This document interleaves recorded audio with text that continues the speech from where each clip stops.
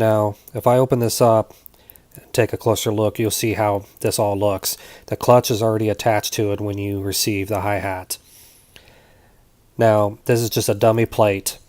There's no sensor on it, unlike some other hi-hats. All you have right there, if you look really close, is the optical light and the receiving sensor. That's it. And that little disc fits into that, and that's what the light bounces off of, and that's all attached. It's a regular 14-inch crash with cup and edge, but you just plug into the edge, and that's all you need. So that's all the hi-hat is. It's very simple, very elegant design, and it works. Okay guys, I'm going to show you how I set this up.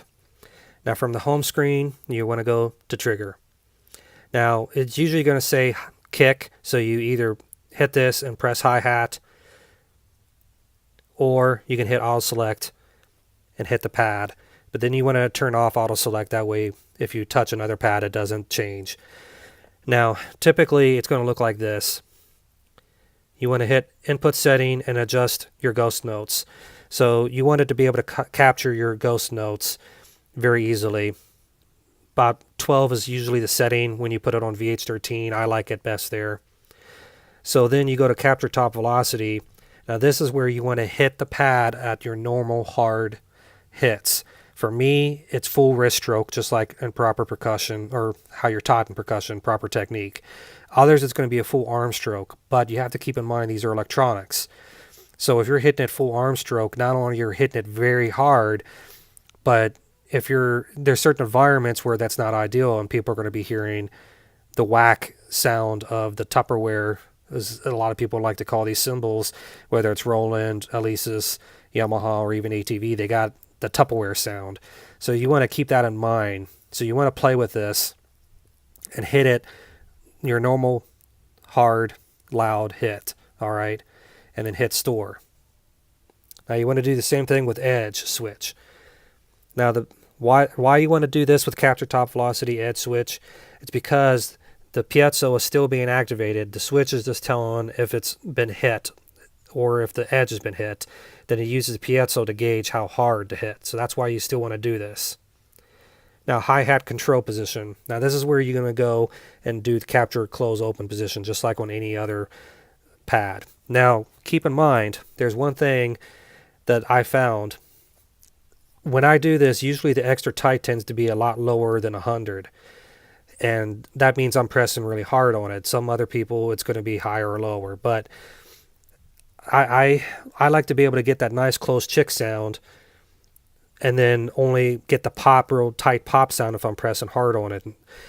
But then if I'm doing a slightly open sound, like, you're going from here to, just barely touching to just barely open, that the close open border threshold is going to be your key. Typically this sets it a lot lower than I like it, so I raise it up a little bit more. So that way it not only does it feels, long story short, it basically makes it feel more natural, like I'm playing a natural, real acoustic hi-hat. So it also fools people too, because then when they see it moving more, the hi-hat moving a little bit more, it looks like a real hi-hat, and they're hearing the sample being triggered, they're thinking it's a real hi-hat. That's why I do that. Now the settings, this is the default settings for VH13, but I'm still playing with this. The foot splash, I tend to use a foot splash a lot more. And the problem I always had with Roland is it would either trigger the foot splash when I didn't want it, and then when I did want the foot splash and would do the technique, it wouldn't trigger. That was a big problem. And it was, to me, it wasn't very user-friendly. Well, maybe I shouldn't use user-friendly. It just wasn't, if I tried making adjustments, it just didn't come out right. This one is so much easier to do adjustments to try to get the foot splash where I want it into that sweet spot. Now keep in mind with all electronics, and this does count with the Roland VH13, VH12, VH11, TD50, TD20, TD30, TD25, whatever version, there's always going to be missed triggers no matter what, because it's trying to read what you're playing. It's not going to be 100% accurate. I've never had one 100% accurate. I've been playing since 2003 on Roland.